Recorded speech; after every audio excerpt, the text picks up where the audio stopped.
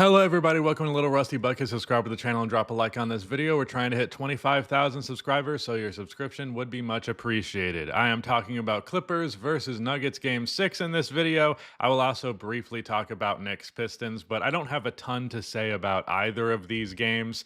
So first, we're going to talk about the Nuggets game because I actually watched that one in full. I only saw the second half of Knicks versus Pistons because I went on a grocery trip that I thought would be an hour, and it turned into 2 hours because I'm bad at finding things in a grocery store, apparently. But with that out of the way, let's talk about this Nuggets Clippers game first and foremost, and probably most prominently. Don't worry, we will get to the Knicks Pistons stuff. Yes, Jalen Brunson owned me in the marketplace of ideas, but we're going to talk about this game first. So I honestly can't say that I have a whole lot to say because this wasn't like an outlier game from really anybody. We did get the best performance Norman Powell has put up in this entire series, which is awesome. He has not been particularly good for the most part. He has been clutch. I do feel like Norman Powell has always had his best moments in the fourth quarter of this series. So, if you're going to figure it out at any point, if you're going to limit it to just a small percentage of the game that you're playing good, well, do it in the fourth quarter at least. And I mean, he had a big three in this one late, so he had that in the clutch too, but he was actually good throughout the entirety of the game. What a concept. Kawhi Leonard had probably his second best game of the series. He didn't have that like automatic laser from mid-range game like he did in game two. I'm pretty sure was when he did that, but 27, 10, and 5, 4 offensive rebounds, shot 50% from the field. He did go 2 for 8 from outside, which is not very good, and he did miss a clutch free throw that maybe would have mattered if Denver was better at executing in the clutch. Zubats, he had his worst game statistically because he only had 10 points, 6 rebounds. 3 blocks is good, but not outlandish for him. However, he did a phenomenal job defending Nikola Jokic throughout this game. Jokic definitely didn't have one of his like truly amazing scoring performances again, which is what he had in the game before this that they won, if I'm remembering correctly. So they were hoping that you get a 25-point Jokic game, and I've been saying this whole time, like, you need to get him in the 30s. He got 25 points on 22 shots, and unfortunately, the NBA app has not updated the quarter stats yet, but for some reason, they do have shot charts by quarter, so I can just go ahead and look at what Jokic did in the fourth, and yeah, he went 1 for 4 overall. Like, Zoo's defense was awesome on Jokic. And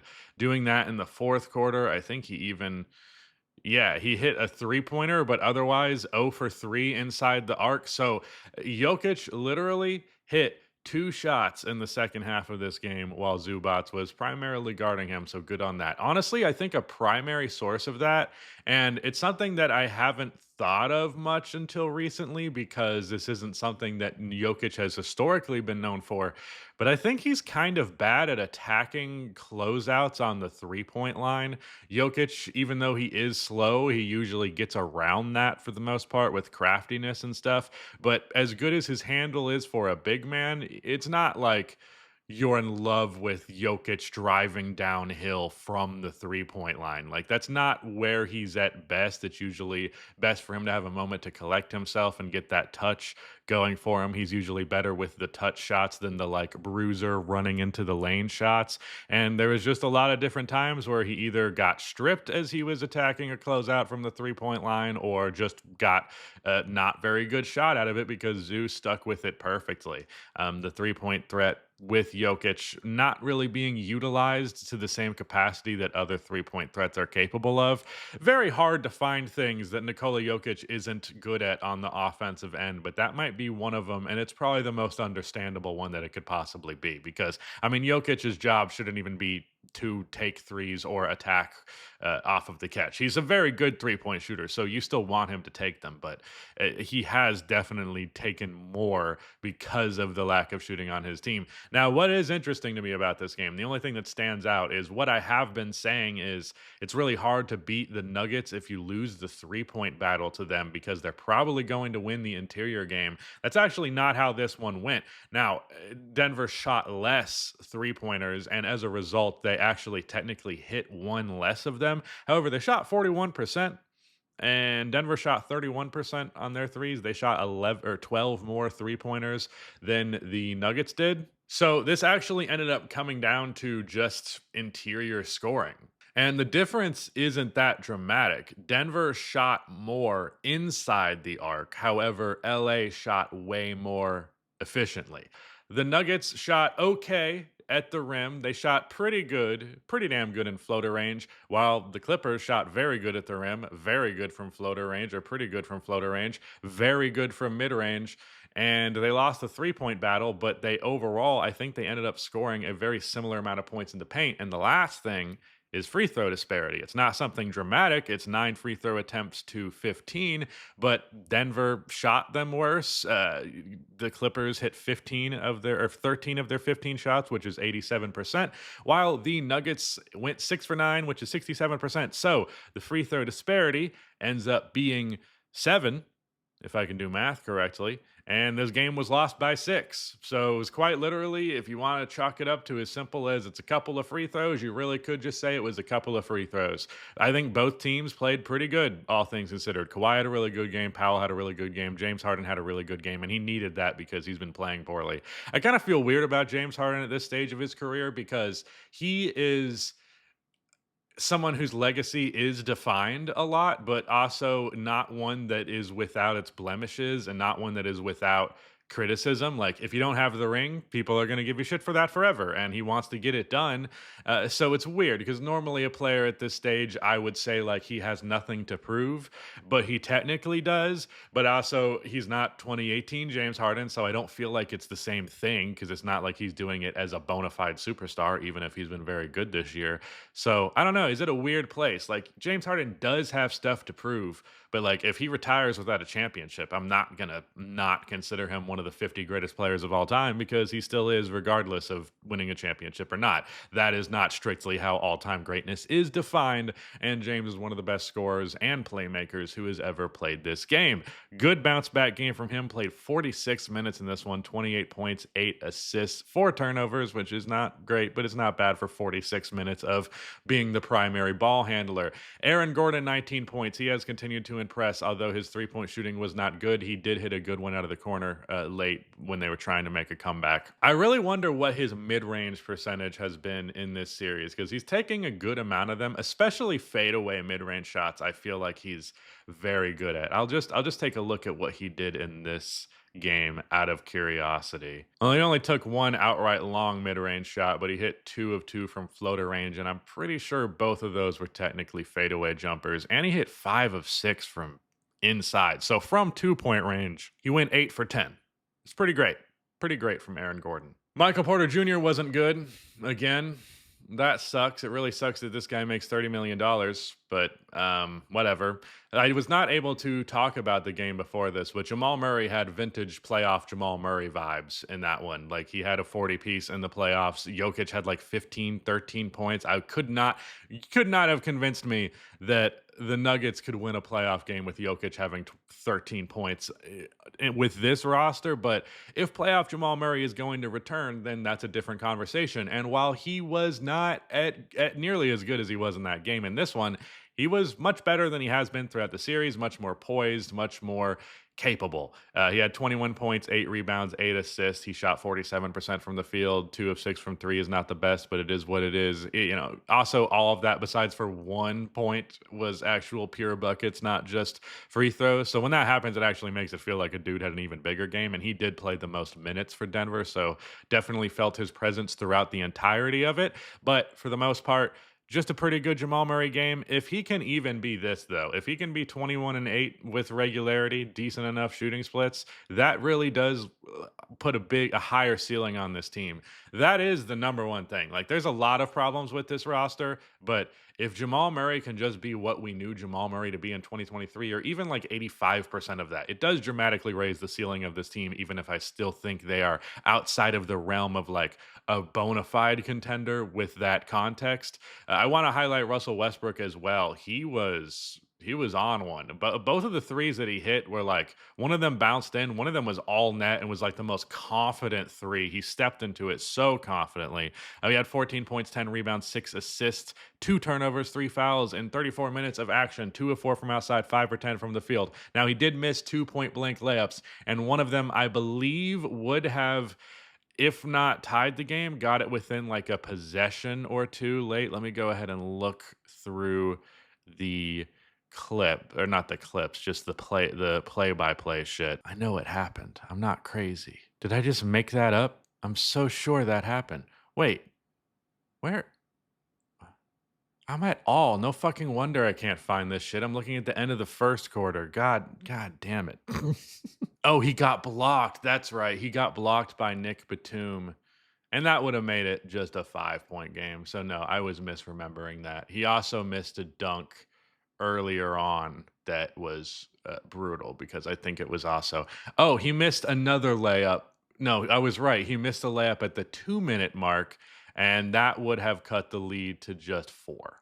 So, two missed layups in the last 3 minutes of the game. One of them was blocked, and it was a hell of a block by Nick Batum. So, I guess I can't knock him for that one too much. But yeah, not great, not great, but for the most part, he had a really good game, and at the very least, he is a pretty strong bench piece. Like he's not a bad bench player. He had a 0 net rating, which for a bench piece is difficult for this team because Peyton Watson -5, DeAndre Jordan -6, and of course, those are the only three damn players that got off of the bench for this team. So this is essentially a six-man team, and Peyton Watson sometimes pops in for a little bit. He had a weird game. He had like exclusively great or terrible plays. Like he had a couple ugly ass plays and a couple of really strong ones. Corralled a ball, and it was probably the worst play of the game for James Harden, where he just had no effort on an offensive rebound on the fast break because Russ missed one of those layups or dunks, and then Peyton Watson got the rebound and put it back. But he also got another offensive rebound into a dunk. So some good stuff from Peyton, but yeah, getting Russ to play well consistently and getting Jamal Murray to play well consistently means the world. Also, a good Christian Brown game, a subtle one, but that's honestly the preferable way for it to be. 5 of 7 shooting, 2 of 4 from three, 14 points on 7 shots is extremely efficient. And he obviously plays good defense the whole way. So good on Christian Brown. Unfortunately, not enough. And I think I would simply chalk this up to you need to get a little bit more points out of Jokic. And Zubats just made life harder for him. That's not something that is easy to do. I would honestly say Zoo might be the most talented Jokic defender I've ever seen. And I just said that I didn't have a lot to say about this fucking game, and I looked, and I'm 15 minutes into this shit. What is wrong with me? I'm only going to touch on the Knicks versus Pistons game for a little bit because, like I said, I only watched the first half of it. I believe after the first half, it was very close. 59-61. Yeah, a 2 point favor in advantage of Detroit, but that was it. But in the second half, and I will literally just look at the second half stats just so I don't get blinded, it definitely felt like Brunson was struggling with his shot, and that does ring true. He shot 35% on 20 second half field goal attempts. 20 in 21 minutes is a lot. He was shooting the ball every minute. But basically, all the other role players really came to play. I did see the first half stats that Bridges and OG were playing really good in the first half, and that continued to be the case in the second half, especially Bridges, who goes 5 for 5, hit some really big shots. But the biggest shot of the night was the three from Jalen Brunson, who basically did the same shit Michael Jordan did to, I'm trying to remember the name, Byron Russell. It's not Brian. I think it's Byron Russell. But the snatchback cross where you just completely lose the guy, but this time he's doing it going left and then he pulls up into a three. Very different, but just, I don't know, the vibes of the play were so similar where it was like, oh, fuck, he just got so open. And that good defender is so completely lost. He completely lost Asar Thompson. So yeah, unbelievable play. I was like, why the fuck did I say this guy wasn't as much of a gamer as Cade? I will address that as well. Cade Cunningham, not a particularly strong half either. 12 points on 14 shots, which is pretty terrible. I think Cade is in a, I think it would be it would be biased of me not to label Cade as kind of a fake shooter at this point. I think he needs to prove to me that he can be a good three-point shooter in a playoff setting because he shot okay this year. The fact that he was in the three-point contest, especially over Malik Beasley, is one of the most baffling things I've ever seen because he finished the year at 35.6%. He's not a great three-point shooter, and he's not even a particularly great mid-range shooter. I believe this year, 48% from 10 to 16 is pretty damn good. It's not great, but it's pretty damn good. It's like 6% above league average. And he's 44% on long two, 50% from short mid range. So, yeah, his mid range game's pretty good. I wonder what it is. This isn't including game 6 data, but I'm willing to bet it's not in his favor. But his long twos, he's at 67%, but that's only been 5% of his shots. But he's at 39% from floater range and 10 to 16 feet, which means he's back down to being a pretty bad mid range shooter. So his jump shot is the thing that I need to just see be better in order for me to bank on him the way that I did. I did have my fears that his jump shot wouldn't hold up, but I didn't think it would disappear the way that it did. He is shooting 25% from three up until this game. He shot 0 for 5 from outside in the second half, and he went 0 for 8 on the game. So, yeah, he was a horrible three-point shooter in this game. His overall stats end up looking okay, but I wouldn't say he had a very good game. Jalen Duren had a really strong performance, even though once again he found himself in foul trouble. Also, would have liked to see some more rebounds out of him. It definitely felt like the offensive rebound battle went New York's way in the second half. I'm completely wrong because it's 3-3. I don't know. Maybe it was just an important possession. Either way, no, that's the first half. I'm dumb. Yeah, second half, 10 offensive rebounds to 3. So I was right about that. Yeah, just the rebounding was kind of a big L for the Pistons in here. And then it was the three-point shooting as well. The New York Knicks went 5 of 12, while the Pistons went 1 of 12 from 3 in the game. And you're just not going to get away with that. So some big things. I'm gonna be doing a what's next for the Pistons video, but big things to worry about going forward if you're a Pistons fan. Cade Cunningham's jump shot, is it actually going to become something that is outright good, or is it something that we're going to be worried about again next year? I don't think I'll be without concern until I see him do it in a postseason setting, but it's something to be addressed. He can be a little shaky in the jump shot department. And then next, you just need a damn second option because you cannot continue to do this Tobias Harris, Tim Hardaway Jr., Malik Beasley, Dennis Schroeder, like second option by committee shit. Duren is also sometimes in that department. He got 9 free throw attempts in the second half, so that was most of it. He needs a definitive second option who can draw some attention from the defense because your shooters are good but not able to actually break down the defense if they're covered well enough. And you need some guys who are not just a threat on a catch and shoot, but also just a threat to do a bunch of shit if you leave them in single coverage because you're doubling Cade Cunningham. So I'm only asking for the same thing that is normal to ask for any star player. Cade deserves a little bit better help. Obviously, this was a big improvement season, a very positive thing to take away. Should feel positive about this season for sure. But going forward, there are a lot of changes that they can make to get this team into the like very, very good playoff team category. I think they did an impressive job, all things considered. My original prediction was Pistons in 6, and the Knicks ended up winning in 6, but every single game was very close. Every single game was close. Almost every single quarter was close. Like the Pistons put up a very good fight, and I think for the most part they did about as much as they could. I underestimated the level of talent of this team, even though Cat was actually kind of silent in this one. But at the end of the day, the Knicks, I was wrong about them. Should have picked them to win. Oh well. That's one series I got wrong. I've mostly been getting my series predictions right, but not the ones that I actually did YouTube videos about, which is the real motherfucker of it all. But yeah, with that said, I think that's it. I think that's all I have to say. We'll do a Knicks Celtics video over on Rusty Buckets, probably. Is there anything they can do to defeat them? Probably not, but I don't know. Maybe.